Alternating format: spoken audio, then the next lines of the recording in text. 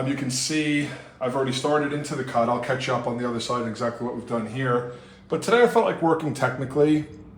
It's been a while. I just did a class this weekend all on razor cutting and, loving the craft of hair cutting. I love all kinds of cutting, whether it be with a razor, very textured or very clean.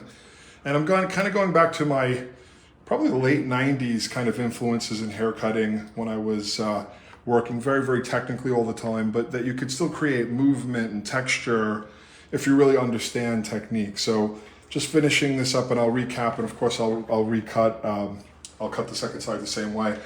This is really kind of a panel shape. I started out in the nape working very kind of square and flat and then extended through. Also very square, lots of over direction. Back to kind of a square plane. I'll do some cross-checking so you can see what I mean. And the idea of being cutting very, very flat to the head. So our dog is being a little anxious. So if you hear some barking, Rex, come over here. Come over here. So now I'm checking through and you can see the squareness, elevating, rotating, and looking for that square line that happened from over direction. There's no outline cut in here yet. I did a little bit of kind of pinching at the nape just to bring up a little bit, but the whole idea here is to cut the outline after you've cut the internal shape, something I talk about a lot when you want to create looseness and softness, and that's kind of what we're going for here on the perimeter.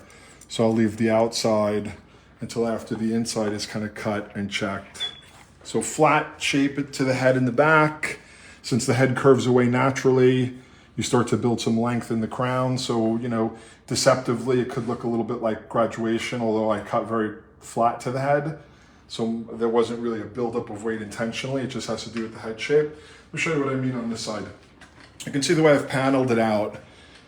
And, paneling haircuts really is a great way to break it down and understand everything you're doing based on that part of the head that you're working on. So this first panel is from about close to the top of the occipital bone, and from there down to the hairline. This is kind of the foundation of the shape.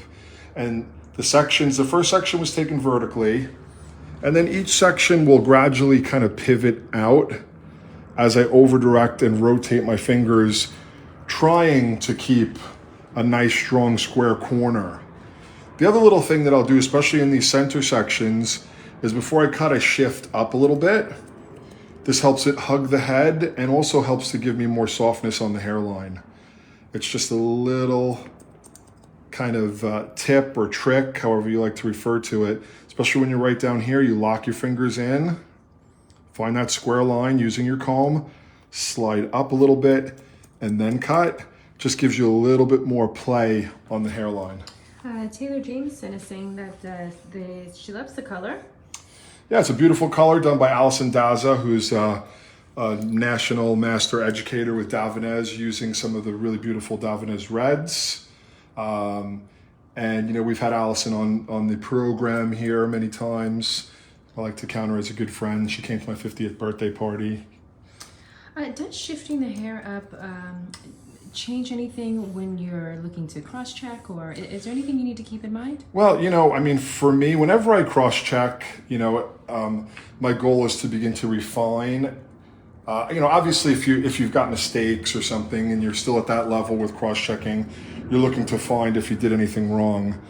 If you've got a good amount of experience, then the cross-check to me becomes something else. It's I usually elevate a little bit higher when I cross-check than I did originally, to begin to soften the geometry of the cut. So this definitely softens, it adds texture, it adds a little forgiveness on the hairline. Sometimes when I'm doing graduation or anything where I'm coming in closer on hairlines and I know I want something a little bit more forgiveness, I do that little bit of shifting. Do very often in shorter haircuts as well.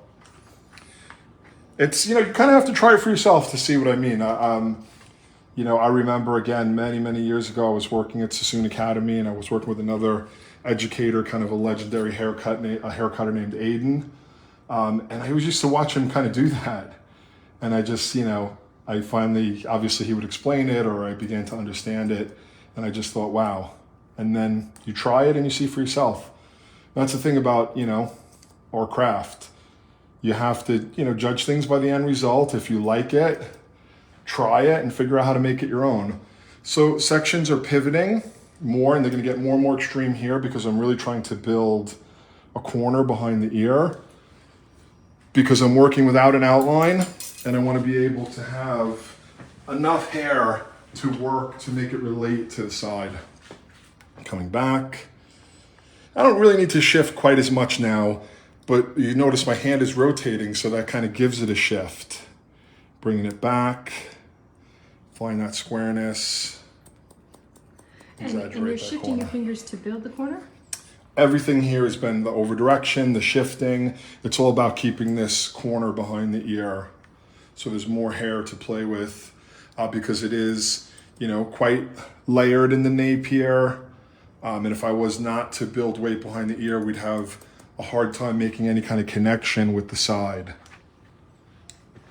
So this is what I mean by maybe checking it off a little higher than I cut it originally. I'll come back and check over the fingers. You can start to do this with point cutting. My whole objective today was to try to be more technical, just for my own enjoyment. There was a time where I cut everything very, very highly technical, and I loved it. And there were times, like most recently, where I cut things a lot with the razor, much more visually. But to me, great hairdressing is great hairdressing, There's so many ways to do it. This is what I mean by keeping the corner. Then before I move on, that's what I did on the opposite side, was I came in and I kind of checked by using a little bit of pinching and slicing, testing out some kind of fun scissors here from another factory in Japan. We just released something called the Super Cobalt, which is our highest grade scissor that we've ever made based on the materials. And this is a scissor that comes from the same factory in Shima, Japan. It's kind of a hybrid. You can see it's a little bit of a fatter, but not too fat. So it can be good for slicing and freehand and dry cutting, as well as technical cutting. So really, I kind of get a feel for everything.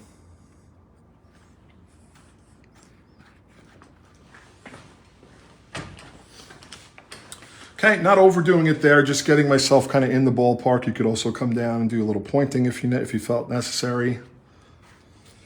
Next panel here is from the top of the occipital bone to right below the round of the head. Now, obviously, as the hair gets longer, the dimension from the color, Allison has a few different colors in here. Forgive me for not knowing exactly what they are, but I know they're Davines.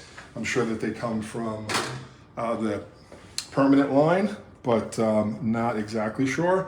But we've had Allison on many times, and maybe next time we have her on, we'll go over these mannequins. Okay, coming up now again. Head is slightly forward. Fingers are nice and square. And again, it gives a build up to the head shape, but not in the classic graduated way. And also allows me to begin to extend the length as we get into the dimension of the haircut, where she's got all this dimension. You can see on the top, I've kind of got a smaller triangle and a bigger triangle. That's where most of the dimension is, and that's where the hair needs to kind of be the longest. Again, I'm going to gently pivot with each section. Focus on over-directing the hair back to what we would call kind of a square wall. Doesn't need to go all the way to number one. That would be maybe a little bit too much. Now, looking when I comb down, that there isn't a weight line. There's weight there, but because of the elevation, the tension with the fingers, you're not making a weight line. Very important. It's not a classic graduated shape in any way.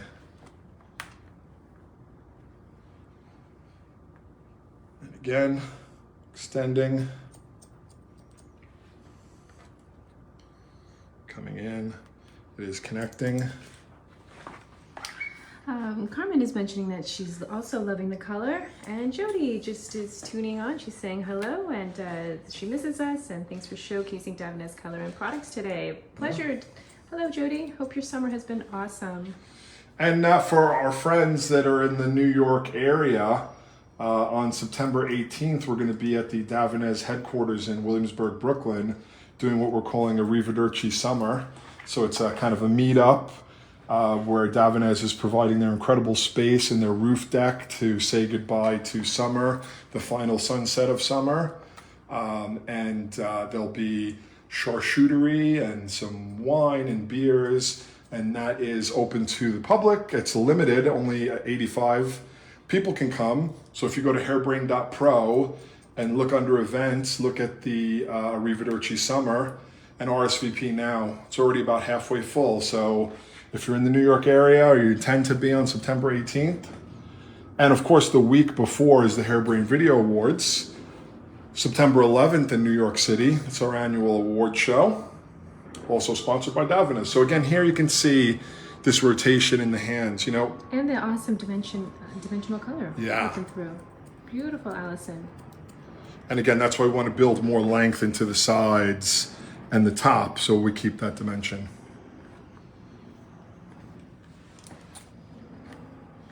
So you can notice now it's back and up, and almost just kind of bringing my fingers around completely square.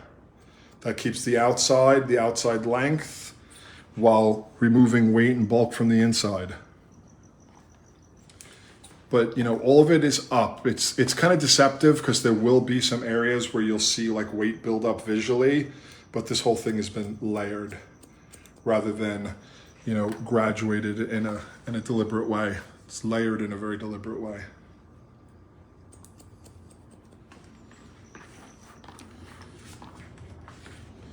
Do you like to prep the mannequin with any products, or do you mostly just like water? No, absolutely. Today I use the DD, which is a great cutting. It's a hair mist that Davines makes. It's a great cutting lotion. And then I also put a little bit of the blow dry primer. I like that. Just gives a little bit of grip and grit without the hair being sticky, and that's kind of exactly how I want to go ahead and style. Okay, now I want to just kind of go back and forth, looking at my balance here. So onto the previously cut side, coming around here, and really tucking in the edge. So where I was really careful to protect a lot of extra length on the edge, now as I begin to refine this a little bit, I can address this right here in this corner. So exaggerating in the first pass, which could be good if you really wanted that exaggerated fall, but here, just dialing in the bottom of the angle.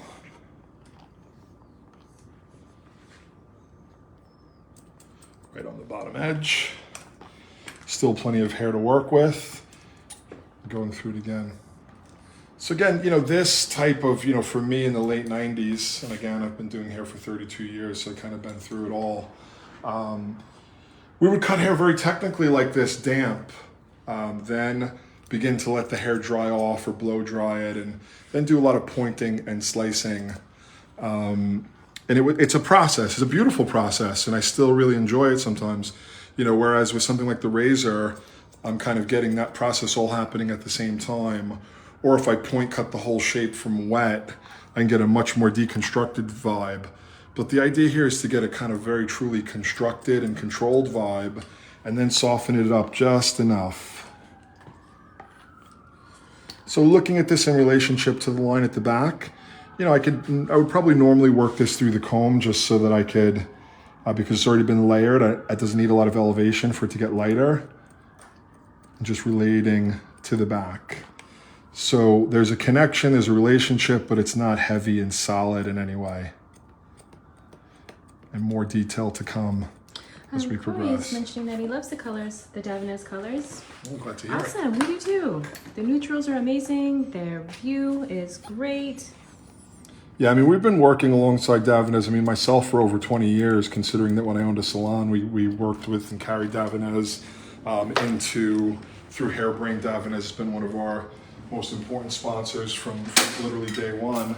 And I can say the commitment to always be better. You don't always see that. I mean, sometimes in business, you kind of start out and you get good and you get successful, and then it's like, okay, where can we cut? Where can we save? Where can we do things, you know? And Davines is kind of the opposite. It's just everything gets better and better over time. Yeah, their commitment to being a B Corp is quite amazing. Absolutely, it's a easy huge. task. Yeah, I mean, besides just the products that they make, the way that they function as a business, what's called a B Corp. If you're unfamiliar with that, go ahead and Google it. It means it's a corporation that does basically that has dedicated to do good for the planet, not just for shareholders, or in this case, the family that owns Davines, because there really aren't shareholders. Okay, so now this is a part where it's still technical, but it's beginning to get a little more visual. I'm allowing the hair to slide through my fingers as I extend the length up into the top. And I just have to kind of find a point where visually it blends in nice and seamlessly with the underneath. But it's quite disconnected.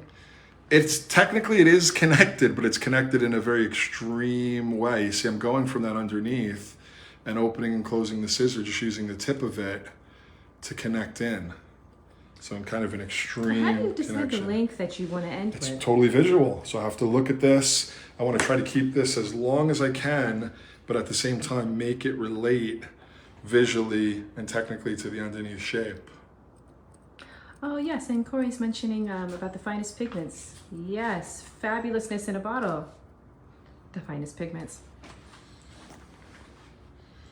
Okay, so I think that that's going to work. I'm going to work with it a little bit more and allow the hair to just kind of dry and move. Remember, you can always go back and do more detailing. But at this stage, I think that's going to work. You can notice that now my sections are kind of diagonal back and I'm standing in front. I'm going to push all this back towards the crown to extend this length, not only upward, but as I go forward.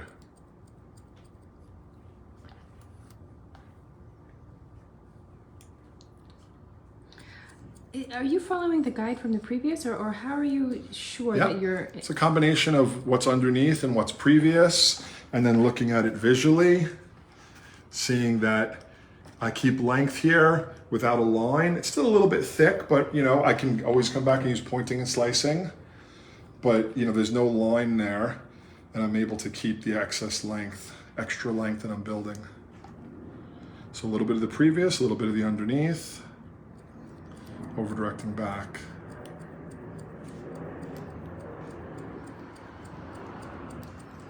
And allowing that to slide through the fingers, building a more extreme length towards the front and the top. Getting a nice rhythm to the scissor and how it moves through. And again, when that drops down, looking that there's no obvious line of demarcation, and you know, in both the color and the cut. Rex is back, came in from the outdoors. Let's see if he has any interest in this haircut or if he's going to go back to sleep.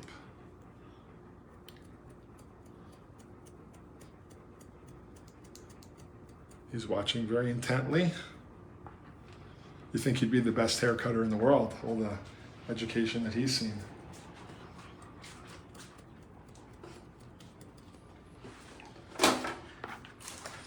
So again, letting it drop down, looking for that head hugging shape, length building towards the front. Section diagonal back. Strongly back and up. Allow that hair to slide through the fingers and cut what's right at the knuckle as it slides through and you're extending that length. Last bit on this side. Now, even if it's still a little heavy at this point, you still have the top triangle, which will actually come at this from another angle and be able to get a little bit more lightness on it from the crown to the forehead. So it's, you know, kind of prejudging it, knowing that I don't want to see a weight line or I don't want it to be excessively heavy, but a little bit of weight is not that much of an issue. So as long as I don't see like a step into the hair. And again, we never put an outline. We want this to be quite soft around the edge. So I think we're good where we are. Gonna now move to the opposite side. Do the same thing. I'm gonna drop this guy down.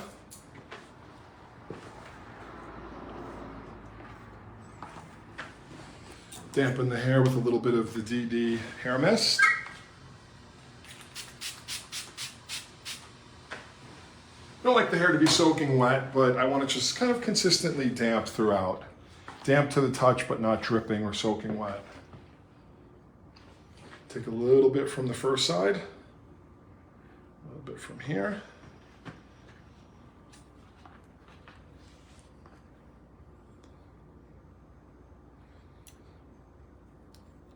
Again, getting that rhythm and looking for, much like razor cutting in a way, this kind of guide is harder to follow. It's softer, it's kind of transient, it's moving, it's traveling. So you really have to just kind of stay on your game. Don't take too much hair. It's very easy to get lost, even though it feels like you're working in a free-form way. If the section's too thick, you'll definitely get lost quickly.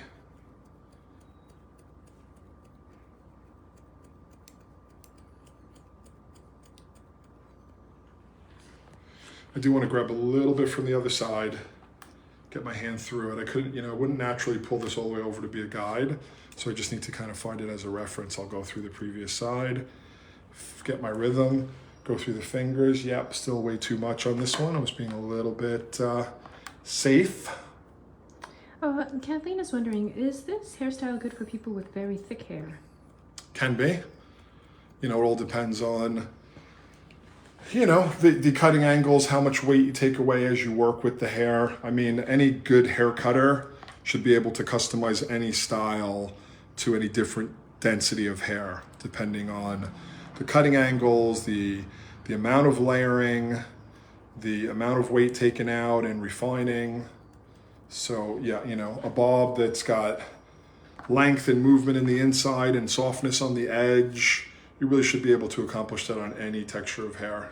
So taking your time on this next section, is that how you guarantee like equal balance? Certainly helps. Yeah, because this is the the place where they're closest together in terms of a relationship.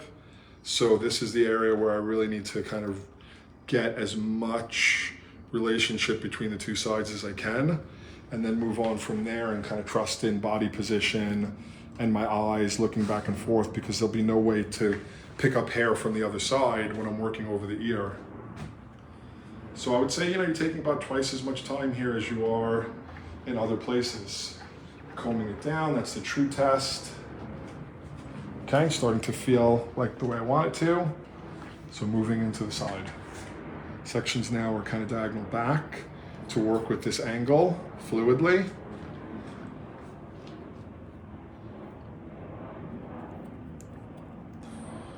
Getting that hair combed through really well and allowing it to slide through the hair. And the DD helps with that because it kind of gives a bit of a lubrication, so the hair, first of all, combs neatly, and second of all, slides through the hand nicely. Yes, I can just grab from the other side, look for a reference, feeling pretty good.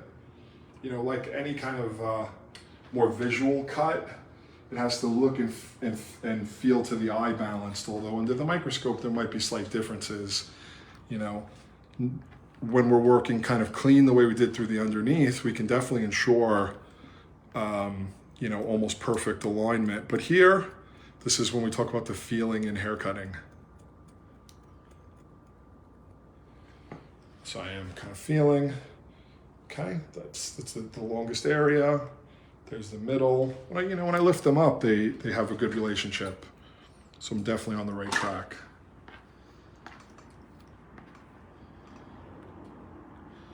You'll see that almost every time you're going to go through more than once, because, it's like doing scissor over comb or something. You don't just go up a panel one time and it's perfect. I guess in a way, if you took a clipper and you went up one panel, if you go over it multiple times, it might not make that much of a difference. But those of you that know scissor over comb, a bit more of a handmade kind of technique, you go over something more than once without doubt. Coming to you from the everlasting summer here in Orange County, California. We're going to be probably in the high 90s today. Where are you guys watching from, and are you still in the summer? Sadly, most of the kids around here are already back in school. I always feel bad for them. When I was a kid, we never went back until like after Labor Day. So I always feel bad for the kids. When I walk the dog in the morning and I see them all shuffling off to school, I'm like, oh, those kids should be on the beach. So again, just going back and forth, feeling technically and visually, combing the hair down, and working my way through.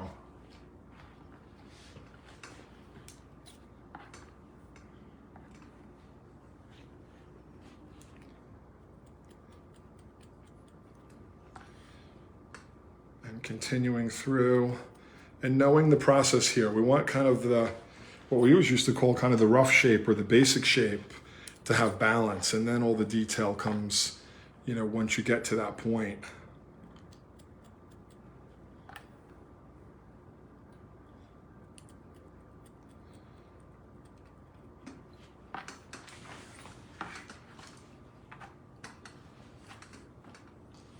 Okay, so definitely still on the thick side because we really haven't done much to address the density of the hair, but let's finish off the technical shape and then we'll go into that next phase. Now, I don't feel the need to cross-check this at the moment because I'm gonna start up here now and I'm gonna bring all that hair up, which will cross-check it and lighten it in a way.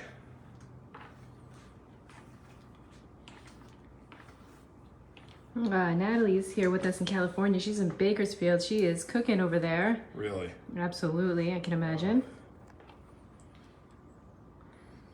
Okay, so the first thing we're gonna do is we're gonna put a little bit of shorter length around the face here. Why? Because we want something that's gonna sweep over to the side, your little side swinging bang, and then more lengths that are gonna hang over that. It's just a choice for me. I don't want this to just be a solid, kind of very, very long center and top. We'll keep that. We'll come back in here.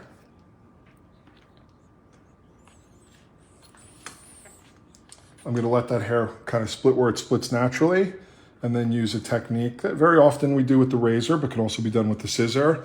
We call kind of a V-bang. Come into the V of the scissor, in this case from about the tip of the nose, opening and closing without closing all the way until I get below the chin.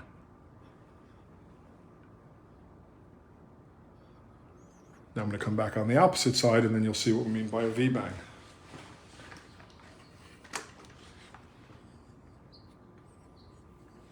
Tip of the nose, make sure the angle of the scissor in relationship to the face is similar to what we had just done.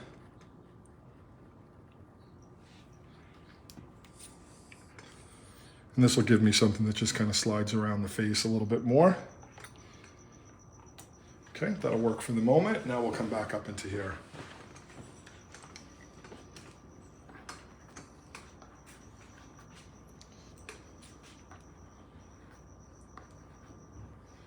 So finding that guide that we had already cut in the center, now bringing it up a little bit higher and refining it again.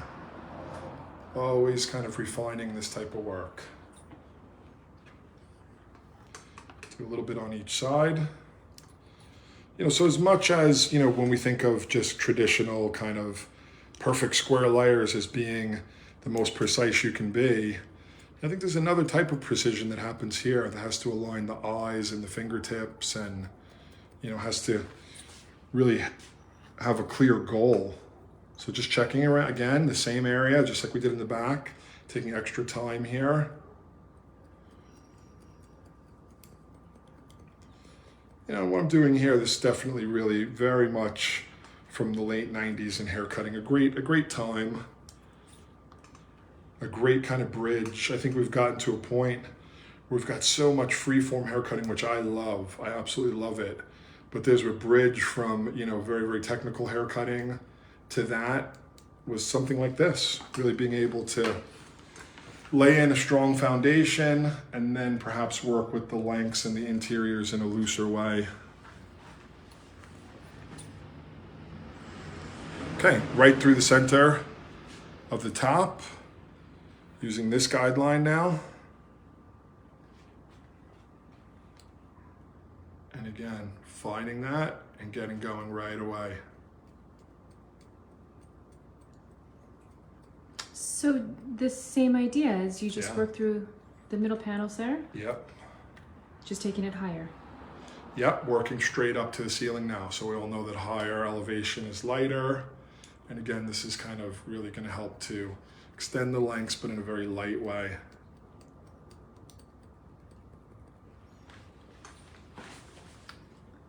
Are you leaving out that front section that you just... It probably won't reach. We're going to pick this up now. And you see that front should be down in there. So that'll drop away and there'll be a slight disconnection. But when it falls down, it should relate pretty well. And If not, I'll do work in natural fall using pointing and slicing.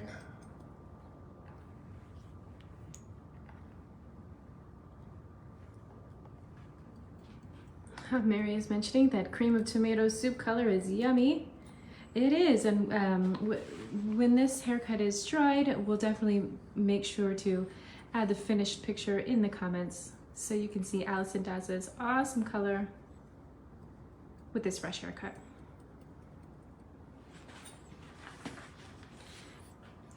Okay, now working on either side of that center and just kind of coming right on base. I don't really feel like I need to over direct with this extension of the length here.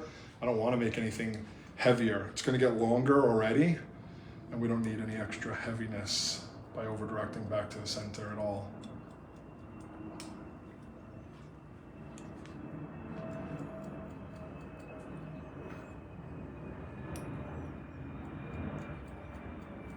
Nice, refreshing feel, getting rid of some of those original ends on the mannequin. This is the Pivot Point Diane. Beautiful, comes at like, I guess like a level 8 or something, but obviously that comes with a little bit of a rougher quality to the ends of the hair.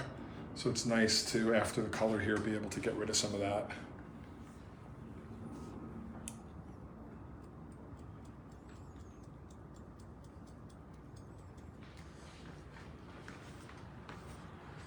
Again, still quite extreme.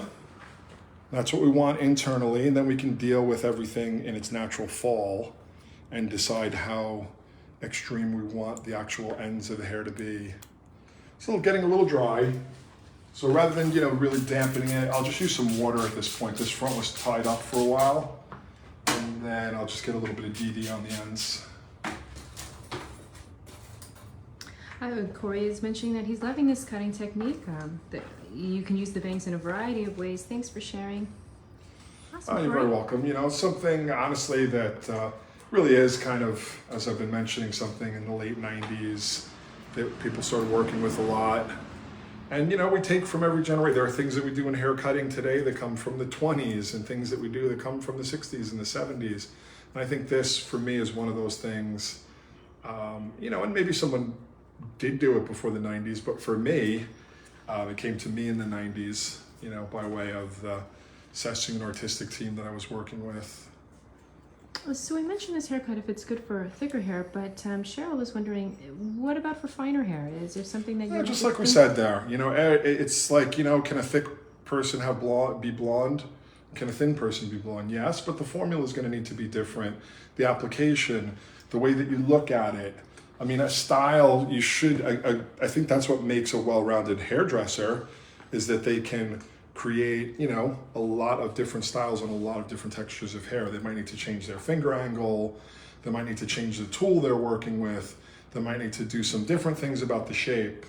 But if the thing is, hey, I want like a bob that's got long, kind of loose interiors and a soft outline, that's what it comes down to. The actual cutting techniques, well, those are going to always vary from person to person. I think that's important to remember. It's like a formula. No one would expect the same exact color formula to work on everyone. And it's the same with hair cutting. Sid Sutang just joined us. Hey, Sid. Hey, Sid. So speaking of, some of our old Sassoon buddies from the late 90s, Sid was right there with me in the trenches.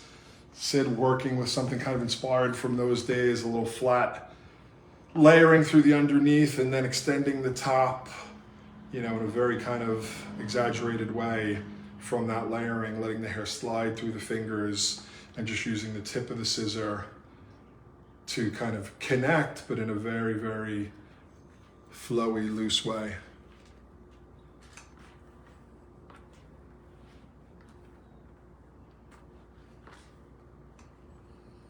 So we put that guide through the center, work through the left side. As I said, I wasn't really using any over direction towards the center because my goal is to take off some of this weight. Now you'll notice, since the scissor has to come from behind, I'm gonna stay on the same side. I couldn't really do this from the other side, at least I couldn't, and I couldn't do it very comfortably. So I just tilt the head towards me to help to kind of equalize the distance and so that I can see the shape of the head. And this is what I mean by trying not to use too much over direction. I'm just kind of combing that right out from the base of the section rather than pulling it strongly back into the middle.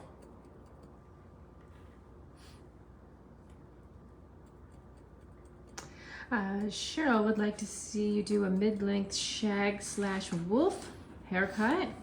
Well, you know what, Cheryl? All you need to do is go on Hairbrain's Facebook page, click on the live button, and to be quite honest, over the past few years, we probably have dozens of those. You can just look through from many, many different artists, including myself, mid-length shag. We've had people recently, use the name Wolf Cut. So it's all there. It's all there. Facebook here on Hairbrain here on Facebook. Look for the button. There's a thing that says photos, posts, this, that. There's one that says live. In that live area, there's well over 700 lessons from all the best hairdressers in the world. Not just me, but lots and lots of great, great hairdressers.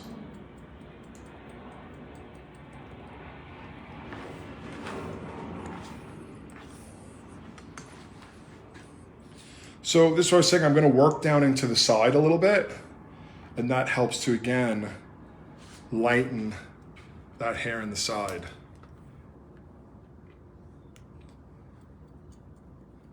And as I mentioned earlier, that whole idea of kind of checking things off a little bit higher than you cut them is a kind of a modern way of beginning to loosen things and give them lots and lots more softness on the ends, but still in a very technical way.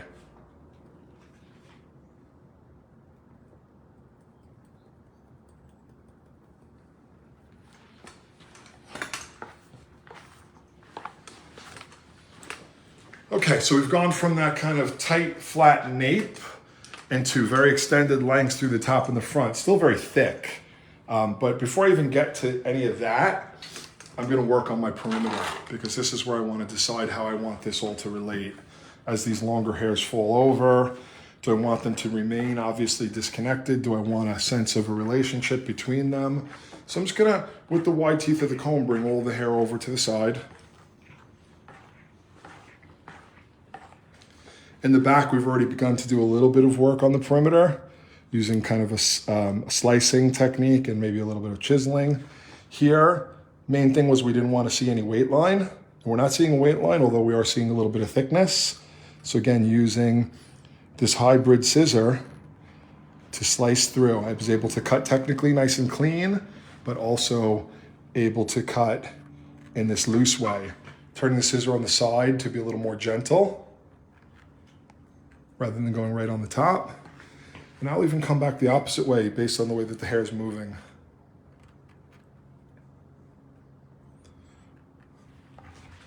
So that haircut technically with elevation and over direction, and then beginning to refine a little bit more with what we always called kind of freehand.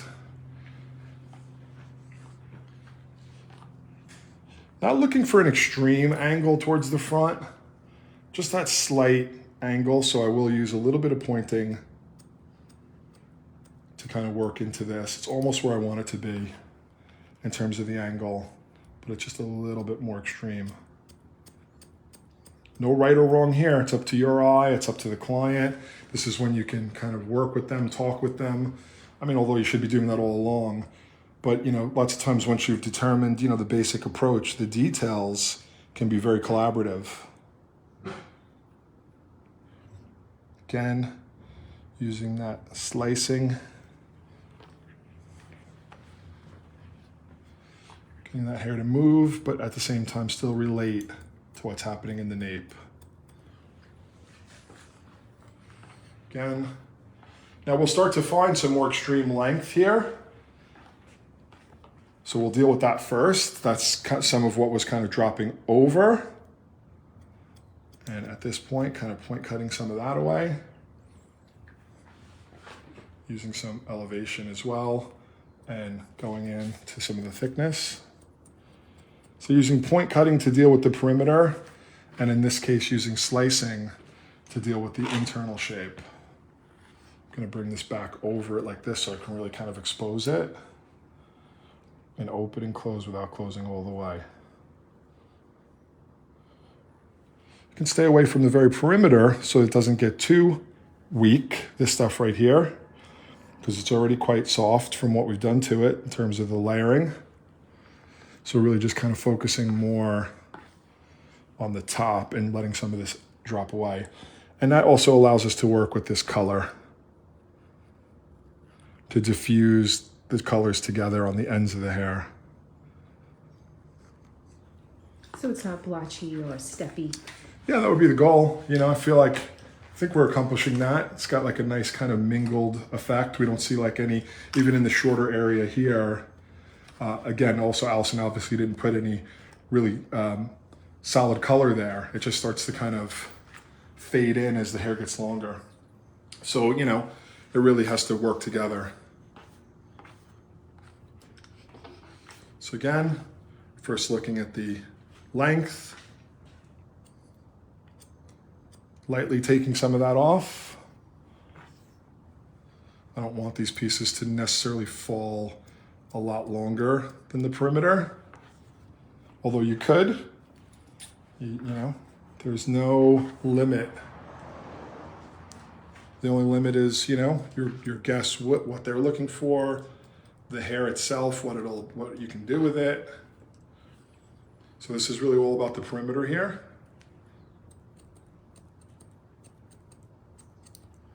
And then I'll deal with the internal shape using slicing.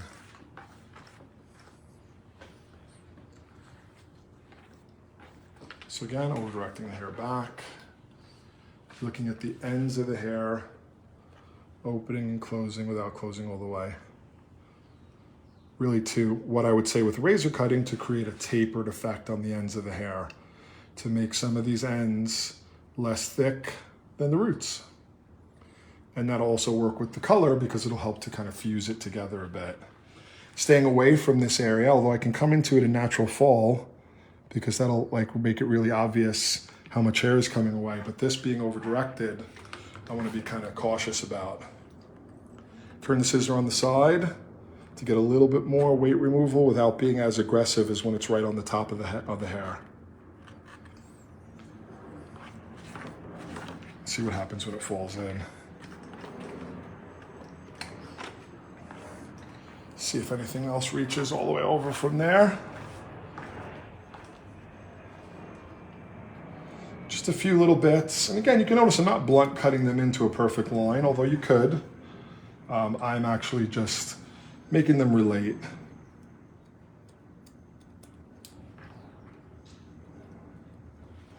And then again,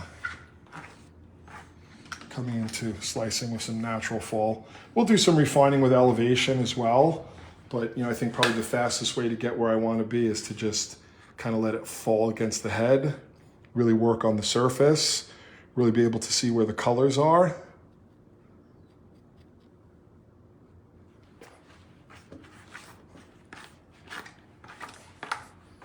Kind of looking at it in the opposite way when it falls forward. Okay, now remember we've got the opposite side, so that'll take some weight out too because it'll swing the hair all the way over to the other side. So let's come back in, look at our perimeter.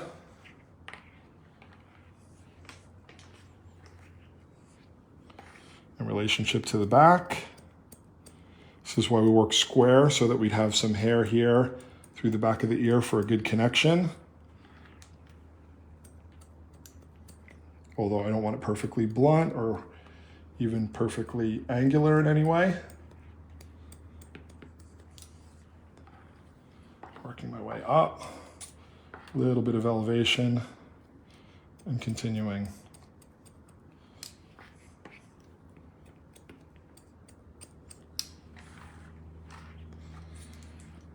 You know, thinking about the bones of the haircut, the geometry of the haircut, but also beginning to allow for the blur of the texture and the disconnection. It's just like kind of finding that perfect middle ground in between the two. Let's tighten this up a little bit. Shout out to Pivot Point for making these incredible mannequins that we can do these great lessons on, both myself and Allison Daza, who did the color. You know, it's without them, I don't know that I can just, this wasn't even scheduled. It was just here and, you know, I was like, let's just cut this and get it ready. It allows for education. It allows for practice. You know, obviously the real goal is to be able to do beautiful work on live clients that pay us. But the ability, you know, even when I was 30 years ago, I didn't ever have access to great mannequins. You know, I did have to go out on the street and look for models, but I could practice maybe once a week, as opposed to now using a great mannequin. I can practice anytime that I want, all times, all hours of the night, whatever we're looking for. Okay, so let's again, after we work on that, now I'm just kind of looking. So technically, it's not so bad in terms of color. It's not steppy or anything, but we can get this to be a little bit more blended and melted using some slicing. Just stay away from the perimeter. It's already going to be fairly light at this stage. So like the little bit of hair right above the ear, I'll even just let it drop out like this. If I need to, I can come into it directly, right where it lives, if I feel like I need something, but I don't feel like I need too much.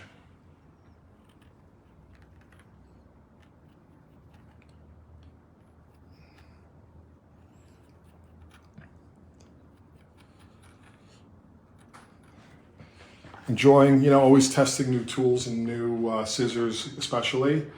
So we just launched a new scissor called the HB Pro Super Cobalt. If you know much about scissors, you know that the cobalt alloy can be one of the finest materials. You know, it's a combination of different metals, which all have different great properties, and they tend to make some of the best scissors. And the Super Gold Cobalt alloy is one of the finest. Comes from Japan, made in Shima, Japan. And then these are some other variations on a theme. This one having a much kind of wider body, but that same handle that is so popular as kind of a modern handle. This is working well as a hybrid where I can cut both technically and also cut in a very visual way. Okay, last thing here before we break and I do some blow drying will be to elevate the top and use some slicing into the hair, controlled slicing. Not much in the crown here. It'll obviously, as the hair gets longer, I'll be able to go in a bit more. But coming up, hair starting to get a little bit longer. Opening and closing without closing all the way. You know, really all of this slicing is designed to taper the ends. So you've got the bones of your shape. You have to have really enough kind of mindfulness to not lose the shape. You know, I mean, obviously you can work very hard to put a shape in and then do all this, you know, what people maybe call texturizing or freehand and lose the shape. Or you can enhance the shape by really altering the density where you feel like it needs it. But you got to know your shape. You got to know what's supposed to be where and what to change and what not to change.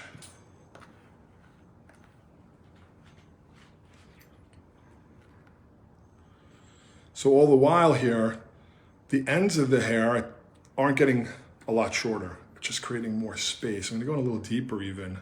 Very, very gentle, really putting the scissor to the test to see how gentle it can be. Because, you know, I know that I can do this with my razor in a very, very gentle way. But I should also be able to have the versatility to do something like this with the scissor, the shear, if you prefer.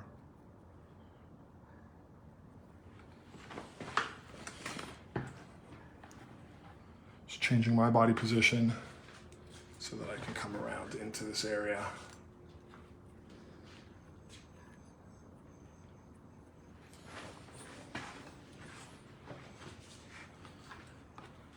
And continuing through.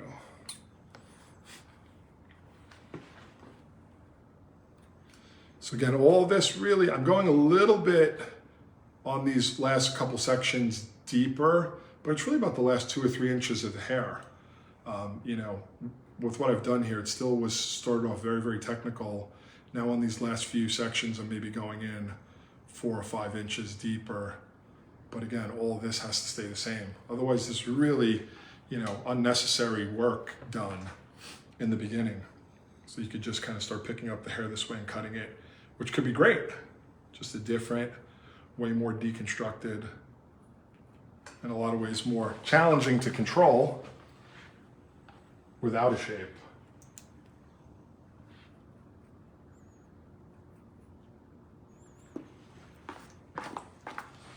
Okay, so we've got the internal technical shape done.